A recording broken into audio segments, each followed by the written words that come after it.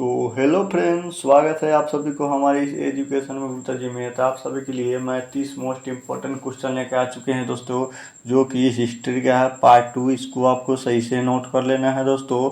ये सारे board exam में पूछे जाने वाले प्रश्न हैं दोस्तों। और उससे पहले मेरे चैनल पर पहली बार आए हैं तो मेरे चैनल को सब्सक्राइब और साथ में बेल आइकन दबा दीजिएगा, ताकि हमारा कोई भी नया वीडियो अपलोड हो दोस्तों तुरंत आप तक पहुँच जाए। ये सारे बोर्ड एग्जाम में पूछे जाने वाला प्रश्न दोस्तों 100% बोर्ड परीक्षा में इसी में से आने वाला है। तो क्या करना है, सारे बोर्ड मतलब जो मैं क्वेश्चन बताते जाता हूँ तो आपको इसको सही से नोट कर लेना है शुरू से लेकर अंत तक। तो चलिए बिना समय क्वेश्चन को चलते हैं। तो आपको पहला नंबर में दिया जा रहा है, नेपल्स की क्रांति कब हुई थी। तो नेपल्स की क्रांति कब हुई थी, तो आपका इसका राइट आंसर बी हो जाएगा। 1821 ईस्वी में नेपल्स की क्रांति हुई थी। इसको आपको सही से नोट कर लेना, बी राइट आंसर हो जाएगा। तो चलिए अगले क्वेश्चन को चलते हैं। तो आपको दूसरे नंबर चार्टिस्ट आंदोलन कब हुआ था। तो चार्टिस्ट आंदोलन कब हुआ था, तो आपका इसका राइट आंसर 20 के मतलब दू के राइट आंसर डी हो जाएगा। इंग्लैंड में हुआ था चार्टिस्ट आंदोलन। इसको आपको सही से नोट कर लेना है। तो चलिए अगले क्वेश्चन को चलते हैं। तो आपको 3 नंबर यूनान को एक स्वतंत्र राष्ट्र घोषित कब किया गया था। तो आपका इसका राइट आंसर बी हो जाएगा। मतलब 1832 ईस्वी में यूनान को स्वतंत्र राष्ट्र घोषित किया गया था। इसको आपको सही से नोट कर लेना है। तो चलिए अगले क्वेश्चन को चलते हैं। तो आपको 4 नंबर में ऐतिहासिक द्विंदवार की संख्या व्याख्या किसने की थी। तो ऐतिहासिक द्विंदवाद की व्याख्या किसने की थी, तो आपका इसका राइट आंसर ये हो जाएगा, हीगेल हो जाएगा। हीगेल ऐतिहासिक द्विंद की व्याख्या की थी दोस्तों। इसको आपको सही से नोट कर लेना है। तो चलिए अगले क्वेश्चन को चलते हैं। तो आपको 5 नंबर में दिया जा रहा है, एड्रियानोपुल की संधि कब हुई थी। तो एड्रियानोपुल की संधि कब हुई थी, तो आपका इसका राइट आंसर पी हो जाएगा। 1829 ईस्वी को एड्रियानोपुल की संधि हुई थी। इसको आपको सही से नोट कर लेना है। तो चलिए अगले क्वेश्चन को चलते हैं। तो आपको 6 नंबर एड्रियानोपुल की संधि किन दो देशों के बीच हुई थी दोस्तों। एड्रियानोपुल की संधि किन दो देशों के बीच हुई थी, तो आपका इसका राइट आंसर ये हो जाएगा, तुर्की एवं रूस के बीच एड्रियानोपुल की संधि हुई थी। इसको आपको सही से नोट कर लेना है। तो चलिए अगले क्वेश्चन को चलते हैं। तो आपको 7 नंबर दिया, सेडोन का युद्ध किन के बीच हुआ था दोस्तों। सेडान का युद्ध किन के बीच हुआ था, तो आपका इसका राइट आंसर सी हो जाएगा। फ्रांस और पर्सा के बीच सेडान का युद्ध हुआ था। इसको आपको सही से नोट कर लेना, राइट आंसर सी हो जाएगा। चलिए अगले क्वेश्चन को चलते हैं। तो आपको 8 नंबर दिया, किन देश का हंगरी पर पूर्ण आधिपत्य है दोस्तों। आधिपत्य था, हंगरी पर आधिपत्य था।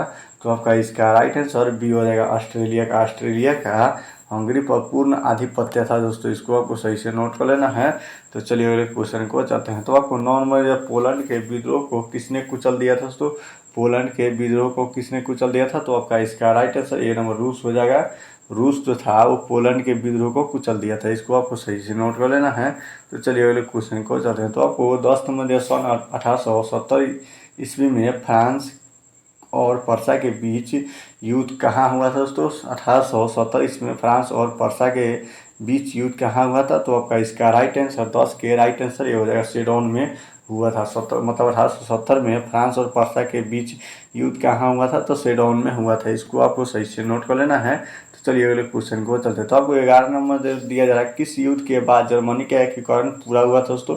किस युद्ध के बाद जर्मनी का एकीकरण पूरा हुआ था, तो आपका इसका राइट आंसर सेडोन का युद्ध हुआ था। सेडोन का युद्ध जर्मनी का मतलब सेडोन का युद्ध होने के बाद में जर्मनी का एकीकरण पूर्ण हुआ। इसको आपको सही से नोट कर लेना, 11 का राइट आंसर डी हो जाएगा। तो चलिए अगले क्वेश्चन को चलते हैं। तो आपको 12 नंबर, यंग यूरोप का संस्थापक कौन था दोस्तों। यंग यूरोप का संस्थापक कौन था, तो आपका इसका राइट आंसर ये हो जाएगा, मेजनी जो यंग यूरोप का संस्थापक था। इसको आपको सही से नोट कर लेना है।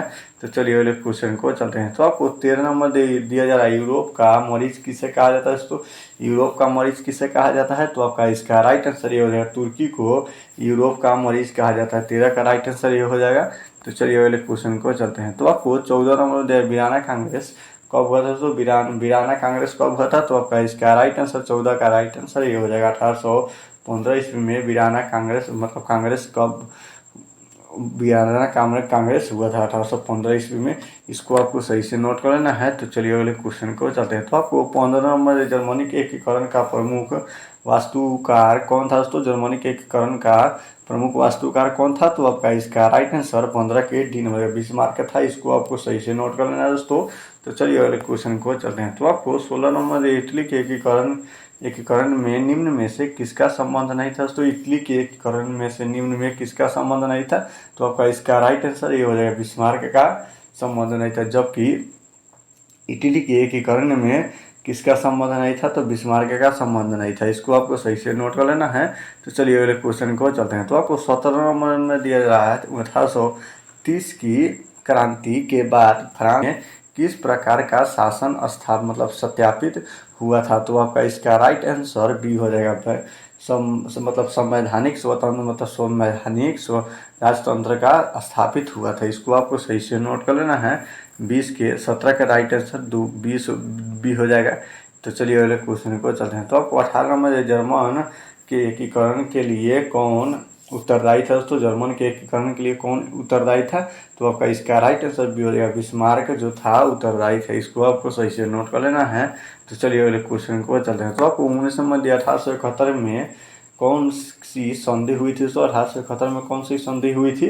तो आपका इसका राइट आंसर 19 का राइट आंसर ये हो जाएगा, फ्रैंकफर्ट की संधि 1871 ईस्वी की हुई थी। इसको आपको सही से नोट कर लेना है। तो चलिए अगले क्वेश्चन को चलते हैं। तो आपको 20 नंबर दिया इटली के एकीकरण में निम्न में से किसे योगदान नहीं था? तो इटली के एकीकरण में निम्न में किसके योगदान नहीं था?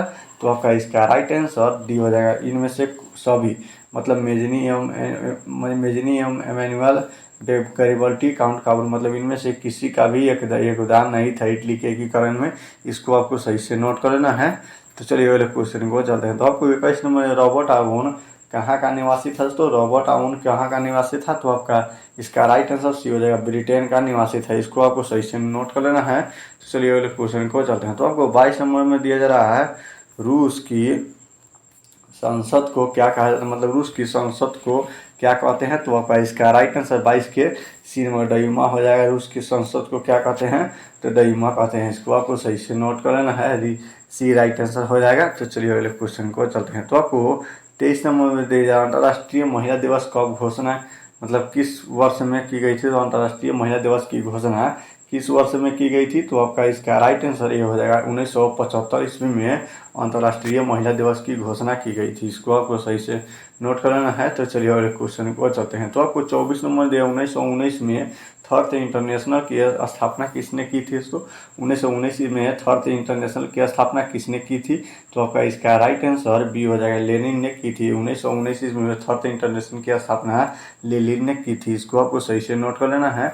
तो चलिए अगले क्वेश्चन को चलते हैं। तो आपको 25 नंबर दिया 1917 की पहली रूसी क्रांति किस नाम से जाना जाता है? तो 1917 की पहली रूसी क्रांति किस नाम से जाना जाता है? तो आपका इसका राइट आंसर सी हो जाएगा, फरवरी क्रांति के नाम से जाना जाता है। फरवरी क्रांति के नाम से जाना जाता है 1917 की पहली रूसी क्रांति। इसको आपको सही से नोट कर लेना है। तो चलिए अगले क्वेश्चन को चलते हैं। तो आपको 26 नंबर दिया नई आर्थिक नीति किसने लागू की थी? तो नई आर्थिक नीति किसने लागू की थी? तो आपका इसका राइट आंसर ये हो जाएगा, लेनिन ने लागू की थी। इसको आपको सही से नोट कर लेना है। तो चलिए अगले क्वेश्चन को चलते हैं। तो आपको 27 नंबर लेनिन का उत्तराधिकारी कौन था? दोस्तों लेनिन का उत्तराधिकारी कौन था? तो आपका इसका राइट आंसर 27 के राइट आंसर बी होगा, स्टालिन था। दोस्तों इसको आपको सही से नोट कर लेना है। तो चलिए अगले क्वेश्चन को चलते हैं। तो आपको 28 नंबर रूस में कृषक दास प्रथा का अंत कब हुआ? दोस्तों रूस में कृषक दास प्रथा का अंत कब हुआ था? तो आपका इसका राइट आंसर ये हो जाएगा, 1861 ईस्वी में रूस के कृषक दास का अंत हुआ था। इसको आपको सही से नोट कर लेना है। तो चलिए अगले क्वेश्चन को चलते हैं। तो आपको 29 नंबर रूस में जार का अर्थ क्या है? तो रूस में जार का अर्थ क्या है? तो आपका इसका राइट आंसर डी हो जाएगा, रूस का सम्राट हो जाएगा। रूस में जार का अर्थ क्या है? तो रूस का सम्राट हो जाएगा। इसको आपको सही से नोट कर लेना है। तो चलिए अगले क्वेश्चन को चलते हैं। तो आपको 30 नंबर कार्ल मार्क्स का जन्म कहाँ हुआ था? दोस्तों कार्ल मार्क्स का जन्म कहाँ हुआ था? तो आपका इसका राइट आंसर भी हो जाएगा, जर्मनी में हुआ था कार्ल मार्क्स का जन्म। तो क्वेश्चन यहीं पर समाप्त होता है। उम्मीद करता हूँ कि वीडियो आप लोगों के लिए अच्छा लगा हो, और अच्छा लगा हो तो वीडियो को दीजिए लाइक और चैनल को सब्सक्राइब, ताकि हमारा कोई भी नया वीडियो अपलोड हो तो एजुकेशन से रिलेटेड तो तुरंत आप तक पहुँच जाए। और साथ में बेल आइकन दबा दीजिएगा ताकि हमारा कोई भी नया वीडियो अपलोड हो तुरंत आप तक पहुँच जाए। तो चलिए तब तक जय हिंद, जय भारत।